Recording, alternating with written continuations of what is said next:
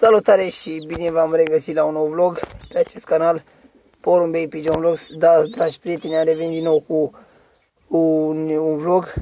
Suntem aici la matcă. Am să început de aici la matcă să vă arăt prezentarea puișorilor care îi avem de înțărcat. Deci după cum vedeți, dragi prieteni, înainte de a începe vlogul, nu uitați să dați și voi un like și să vă abonați la acest canal. Da, deci este vorba despre acești doi pui foarte bine îngrijiți, acest cuc foarte frumos, după cum bine observați, foarte bine dezvoltat. Cam într-o săptămână, maxim două, o să-i înțărc. Aici, dragi prieteni, avem o pereche de ficheamă. Ia uitați cât de bine se prezintă. Așa. Aici avem un mascul de la Nea Cornel care clocește pe un pui și trebuie să iasă și al doilea. Aici avem un puișor foarte frumos. Ia uitați-l cât de frumos este. L-am minelat și pe el astăzi. De fapt astăzi l-am minelat. Așa. Aici avem un mascultul la fel care clocește pe două ouă. O stați puțin să... Știu că nu o să se vadă nimica, dar asta este, sper să se vadă ceva. Aici avem tot un mascul care clocește pe ouă. De fapt are ouă, vedeți? Sub el trebuie să-l scoată. Aici, dragi prieteni, avem un pui foarte frumos. Va ieși un sol de pește, un solzat foarte deschis. Un solzat foarte deschis care pe mine mă impresionează culoarea asta. N-am niciunul pe culoarea aceasta. Și mă bucură faptul că îl am pe acesta. Așa. Ia uitați cât de frumos este. E un pui foarte frumos, foarte bine îngrijit. Așa. Acum, haideți să vă mai arăt și pe aici, dar bine, matca nu se vede pentru că nu bate blițul destul de mult.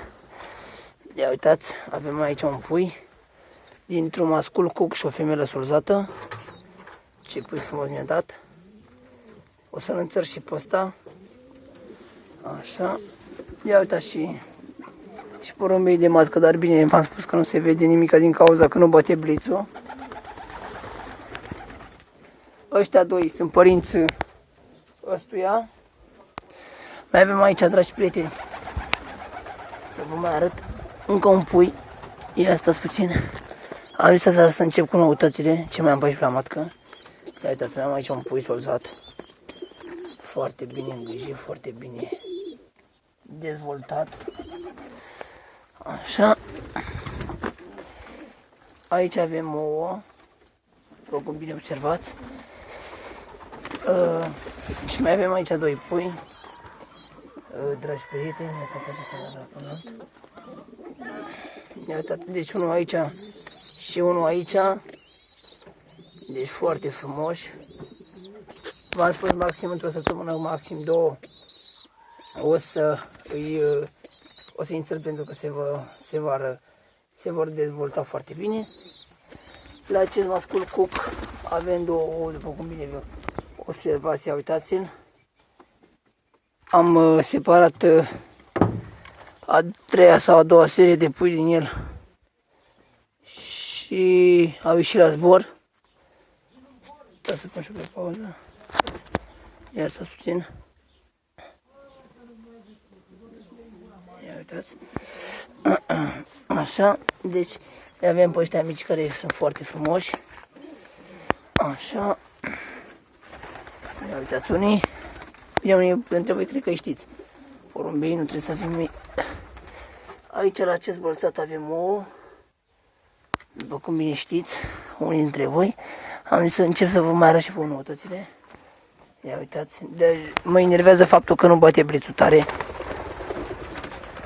Acest mascul de Bulgaria, acest mascul are două clasări la maraton, parcă am înțeles la omul ăla.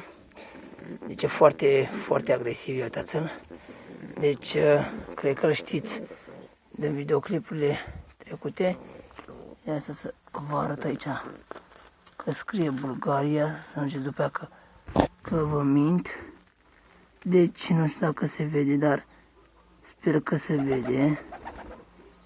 Vedeți? Cred că scrie acolo, se vede că scrie Bulgaria. Am separat un pui din ea, uitați cât de agresiv este. Și am și la el aici am aici două. Ia uitați cât de agresiv e. Mă bați. Da. Ia uitați și pe ăștia. Așa. Aici avem două care a plecat femeia după ele. Tocmai aici a ieșit masculul sau femeia a ieșit după ele. Așa. Aici avem un mascul de fond maraton care clocește. După cum observați, dragi prieteni, un mascul foarte frumos, un mascul care pui din el o să am pretenții, vreau să am pretenții la puii lui, pentru că acest în 2018 și în 2019 are două clasări la fond maraton, după câte am înțeles la proprietar. Așa, și ăștia sunt porumbei mei de matcă, dar v-am spus, nu se vede bine, fiindcă nu e nici lumină multă. Și ia uitați. Deci cam asta a fost de aici, revenim de afară. Și gata, am revenit, dragi prieteni, și de afară. Sper că unii dintre voi înțelegeți și că sper că ați văzut tot ce trebuie. Dacă nu știți ceva, mă întrebați. Suntem aici la ornament, am intrat. Mulți dintre voi m-ați întrebat că bă, nu vezi din ei, nu. Deci ăsta e masculul ăsta de Mondăini, e mascul. L-am văzut că de la cântat. Dar bălțatul abar n-am ce e. Ia uitați rățoiul, masculul meu preferat. Hai pleacă. Și aici avem juniorii lui. Doi pui foarte frumoși. Da, dragi prieteni, haideți să vă mai arăt și aici noutățile. Au scos și jucătorii. Ia uitați aici un pui tot din rățoiul. Ăsta e taică-so și ăsta e fiul-so. Aici avem puiul de pescăruși, o culoare deosebită de frumoasă, după cum bine observați și voi, dragi prieteni și dragi iubitori de porumbei. Aici avem perechea mea de roșii care o țin aici din cauza că vreau să depună o serie de ouă aici. Aici avem toboșarul. Uitați cât de mare este. La acest mascul avem un puișor. Ia ieși afară, țărăm. Ia uitați, dragi prieteni, un puișor foarte mare, va ieși un alb. După cum bine observați, va ieși un alb complet, la fel ca taică-so. Ia uitați. Și aici, dragi prieteni, la masculul ăsta avem un puișor. Ia asta să dă pe tătic la o parte. Ia uitați-l, dragi prieteni, și lângă el avem oul care fratisul trebuie să iasă. Ia asta să vă arăt, ia asta puteți să vă și arăt. Ia uitați. Hai mă, dai zoom. Ia uitați, vedeți? Deci se simte și în mână când se zbate să iasă puișorul. Ca să-l punem înapoi, ca să vină tăticul să-l încălzească. Deci mulți m-ați întrebat că de ce o să desperecheați perechea asta de la George. Păi bă, fraților, vă mai spun și vă mai repet, perechea asta scoate iasă puișorii din ou, dar apoi o să-i părăsească, îi părăsește, nu-i crește, adică nu-i lasă nu-i aduce la maturitate. Și așa o să îi stingheresc, femeia o să o fac cu femeia rățoiului și rățoiul o să o fac cu femeia de la George. Uitați așa ce bătaie își fac aici. Deci, dragi prieteni, ce să vă zic, sper că vă place ceea ce fac și dacă vă place, nu uitați să dați și voi un like acolo pentru mine. Și nu uitați să mă susțineți în continuare și să vă abonați la canalul meu, dragi prieteni. Și mulți m-ați întrebat ce trebuie să faceți pentru o promovare. Deci pentru o promovare trebuie să-mi aduceți 5 sau 10 abonați ca să se aboneze la mine, să fim cât mai mulți. sau să fiți activi și să distribuiți videoclipurile mele mai departe și să arătați la prietenii canalul meu de YouTube. Da, dragi prieteni, ce să vă spun de mai de aici, la ornament n-am mai dat drumul pentru că trebuie să învăț perechea de roșii aici și cu încă o pereche, cu mascula de acolo, de la negru și femela asta albă, de lângă puiul de jucător.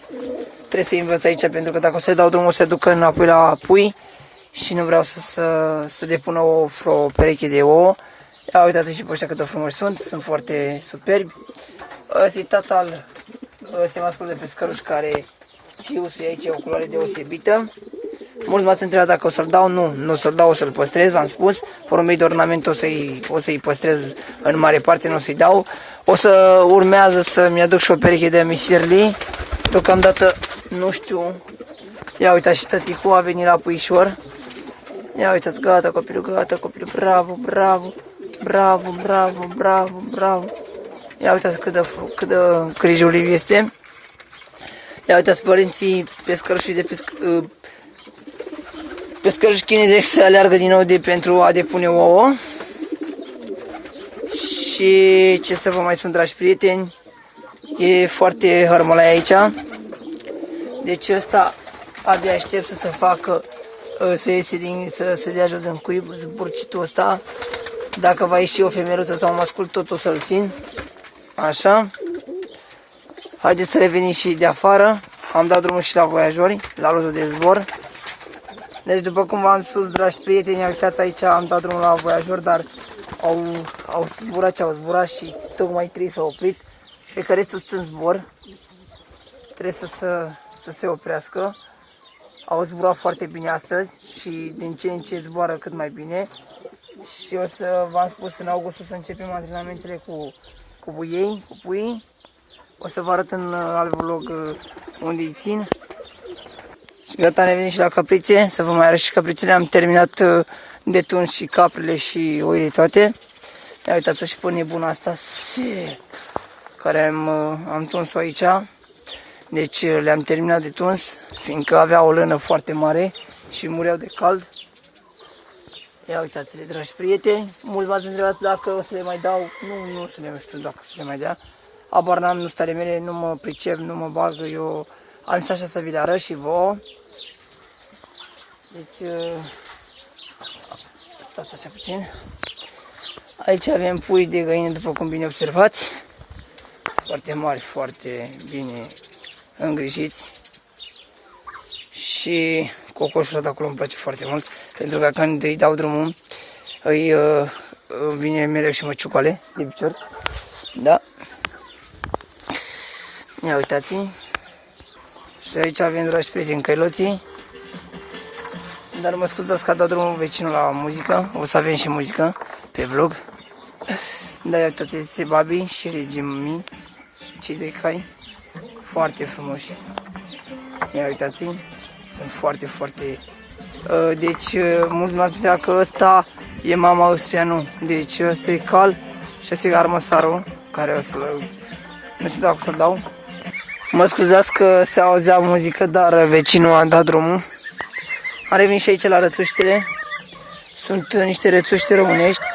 Hai măni,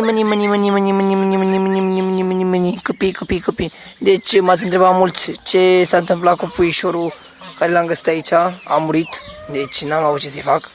L-au luat ăștia nebuni, ăștia de bobocină în cioc și l-au jucat în picioare și l-au omorât. Așa că mai am doi, e unul acolo și unul murește. Unul acolo, uitați-l. Și rățuștele ăștia foarte frumoase. Ea este curca. Și aici avem năzdrăvanii ăștia, ia uitați. Ia mă, ce vreți, a? Ce vreți? Ăștia criminalilor, ăștia omoră puiul de puișor frumos, foarte frumos. Și uite, avem și câțiva puișori pe aici. Bă, vină încă vă bat, nesimțiților, de ce l-ați omorât pe ăla? La ce l-ați omorât? Da, dragi prieteni, asta este, se mai întâmplă, sunt animale, asta este. Deci ce să vă mai spun, dragi prieteni, cam asta Ia uita și pe ăsta. Bă, ce faci, Macea? Baie. Și am revenit și la iepuraș ca să vă mai arăt așa încă o dată iepurașii. Ia uitați cât de frumos sunt. Ia uitați, sunt aici foarte bine îngrijiți, foarte bine, n-au treabă. Mulți m-ați întrebat dacă o să-i dau. Nu o să-i dau, vă mai spus și vă mai repet. Și o să-i țin. Ia uitați. Cât de frumos este. Și uitați-mi de femeia asta frumoasă. Deci, dragi prieteni, vreau să vă spun că ieri, când am dat să plec la muncă, am auzit un vecin care a strigat în grădină să-mi dea un porumbel. Și este o femeie de 2019 cu chip de abar n-am, nu știu.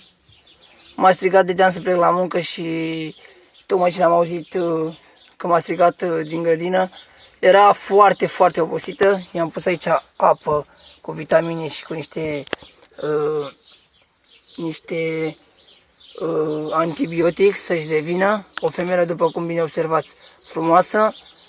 De păstrat, nu știu dacă o să o păstrez, rămâne de văzut. Dar v-am spus, mi-a adus o vecină, a găsit-o în grădină, nu putea să zboare, cred că e lovită de uliu, abar n-am. Chipul scrie, nu scrie nici că benzin, nici că bricon, nu scrie nimic pe chip, cred că e chipul de ăsta pus la mișto. Și să vedem dacă va rămâne la mine sau nu o să... De fapt, nici nu știu ce o să fac cu ea, o să vedem, dar aș prefera să o păstrez, pentru că am primit-o, n-am braconat-o sau chestii trestii. Deci să scrieți în comentarii ce părere aveți despre femeia asta. O să o mai țin aici, după cum vedeți găineții, cum îi face foarte apuși, foarte verzi, și o mai țin pe tratament. Și ieri nu putea să se ridice de pe picioare și vedeți acum că e foarte vioaie, foarte frumoasă. Deci va rămâne de văzut dacă se va recupera, o să o păstrez sau nu știu, să vedem. Rămâne de văzut. Deci cam ăsta a fost vlogul, am uitat să vă arăt și vouă. Am avut noroc că mi-a adus-o vecinul meu ieri. Tocmai ce am apucat să-i pun niște apă cu vitamine și cu antibiotic. Și văd că încet, încet își revine. Era foarte trasă, foarte posomorâtă, foarte obosită, femeia. Dar v-am spus, pe chip nu scrie absolut nimica. E un chip normal. Nu scrie nici că bricon, nici că benzin, nimica. Inelul, după cum bine observați, e un inel de 2019 FCI.